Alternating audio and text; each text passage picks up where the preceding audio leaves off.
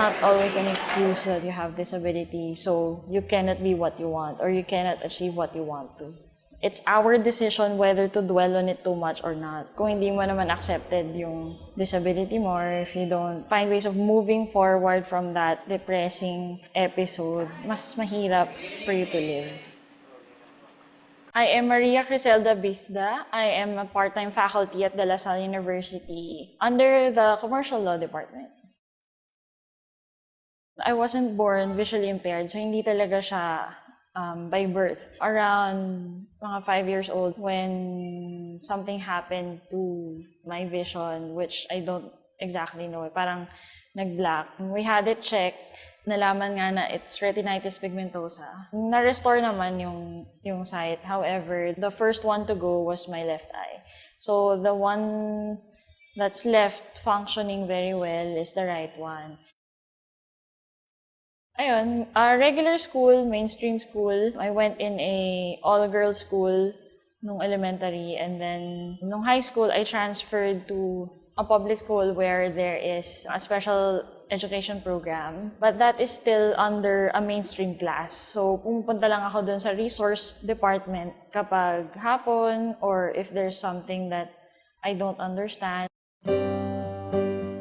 Surprisingly, with classmates during high school, we're all good together. Kasi I think I was able to make them feel that not much difference between the two of us. Ginaguide nila ako, pag pumunta kaming canteen, we're all together sa mga group works, hindi ako iniiwanan. They just naturally do it.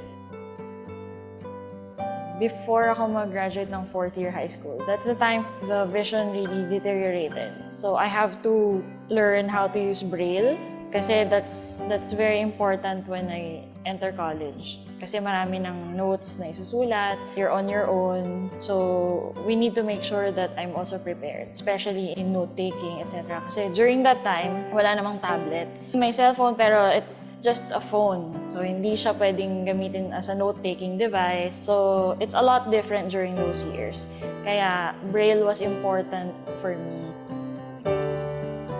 Talagang nag-deteriorate na siya during college. It's quite difficult because I have an active lifestyle. I play. The play na sinasabi ko is, running with friends, very mobile, very active. So, syempre, malilesen na yun kasi it's quite difficult.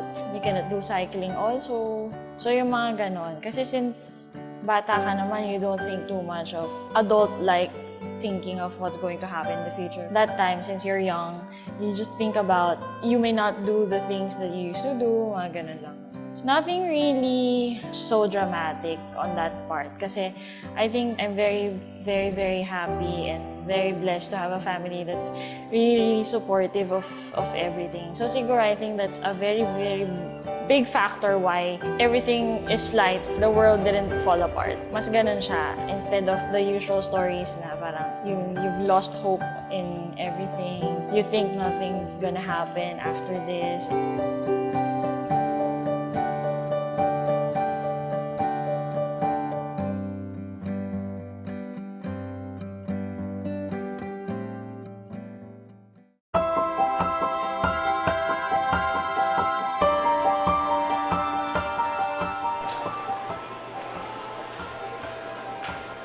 For the PWD, we really have to strive harder in terms of finding ways how to improve ourselves, upgrade ourselves. Kasi if we don't have this initiative to improve ourselves, mapag-iiwanan kami talaga.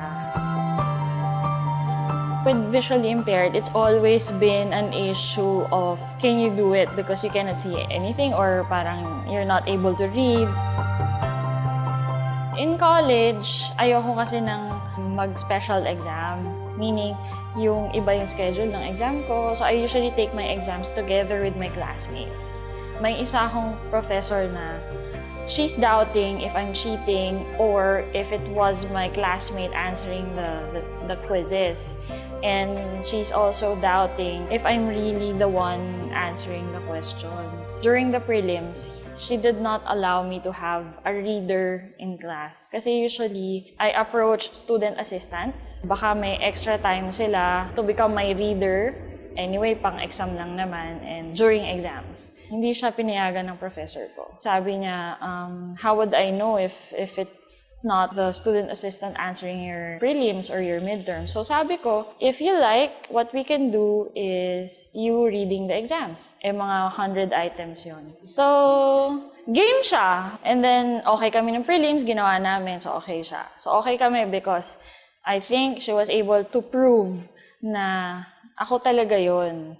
I'm the one answering the exams. Bank is an issue. I can sign documents. I don't use fingerprints. So even if I sign sa harap nila, they find it hard to believe that it's me or if it's my identity. I usually get into trouble when I'm doing bank transactions. It's usually an issue, and that's a form of discrimination. And for work naman, when you're applying for jobs, it's also an issue kasi nga, sabi nila, how can you use a computer if you cannot see? How can you read documents if you cannot see? So they prefer other disabilities because they think that once you lost your sight, you technically lost everything.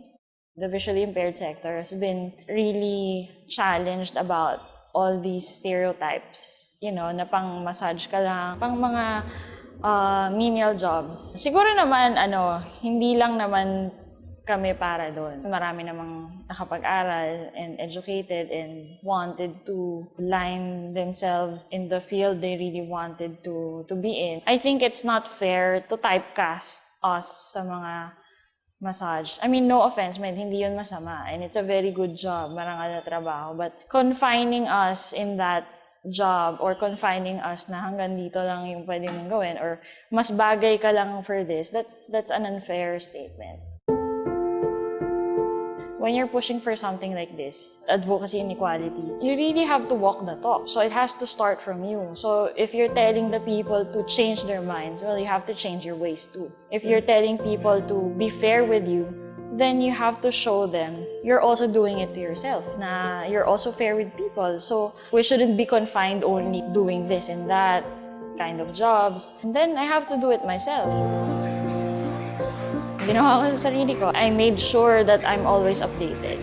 And I also upgrade my skills. I took higher studies here and abroad. When you go abroad, it's totally opposite of what we have here. Because the culture is different, the accessibility is different, the outlook of the people are different. So there's a big difference between Philippines and Australia. Mas madali in terms of independent living abroad.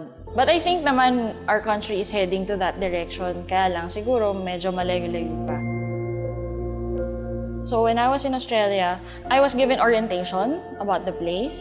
Saan ako nakatira, this is where the kitchen is, rooms ng mga kasama mo because I have flatmates, I'm not alone. So you don't go here because this is your flatmate's room. And I also advocate for myself, meaning I also talk to my flatmates. I inform them also that I'm visually impaired. I'm not asking for special attention, but it's more of letting them know how I could better help them living together.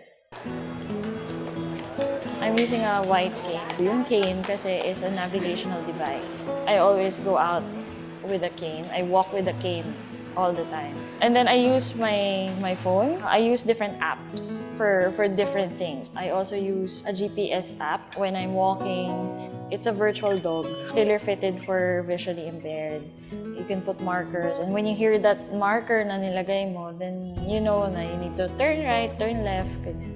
I also use a speech software on my laptop to do my emails. Basically, it's a technology-assisted lifestyle. Kasi nga, I'm living independently. And most importantly, I'm very happy with the people I have lived with and interacted with kasi they're very, very lovely people. They assist me sometimes, but most of the time, they just made me feel I'm just really one of them. I gained interest in teaching because, number one, I've been doing trainings. I've been conducting trainings for a long time. So, in the University of Newcastle, for a very short time, I also did some teaching with the School of Engineering and Built Environment. So sabi ko, mukha namang okay. Sabi ko, pag uwi ko nga, try ko. So after graduation, we're back in the Philippines. I tried applying. I went through the same procedure, application process. So I was interviewed by Attorney Jocelyn Cruz, the chairperson of Commercial Law Department. After my interview, I think she finds me okay. So I was invited for a teaching demo. So that's how all it started.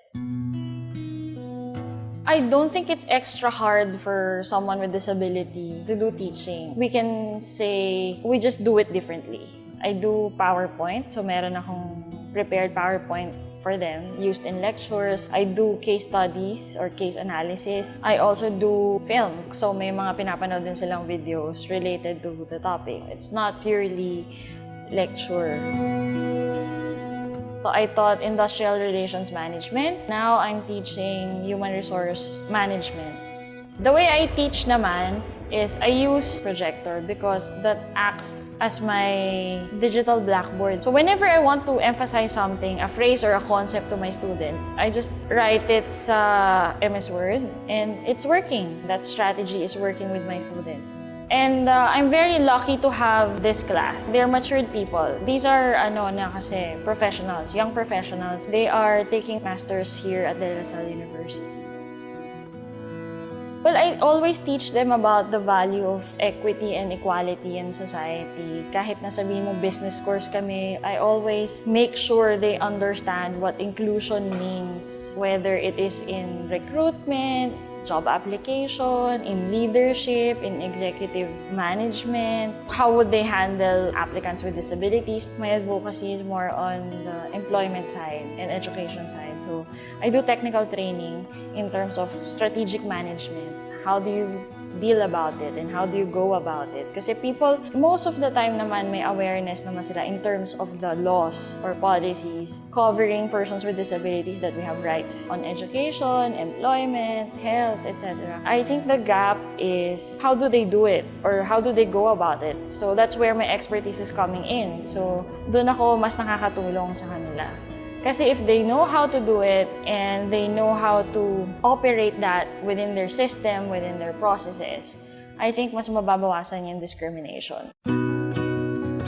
My dream for the disability sector is to lessen discrimination and open more jobs, open more opportunities. For the government, sana mas strengthen pa nila yung compliance with laws and policies covering persons with disabilities so we can improve the accessibility, the road safety, to lessen the discrimination sa schools and employment. In the Philippines, it's a long, long way to go, but I'm happy that there's progress. For us, advocates who'd like to push a lot of causes and a lot of good things in our sector, I think lahat naman kami pag pinagsama-sama yung efforts namin in the respective fields, to help the Philippines move forward. Kahit long way to go pa, I think makakapagbigay naman din kami ng change. I'm happy that I had a chance to see the things in the world and the world itself. We can just put it this way and have lived a good life, even with the challenges that I had. Not about whether you see or you cannot see, but it's about the choices you made, how you live your life. You have to be bigger than your disability.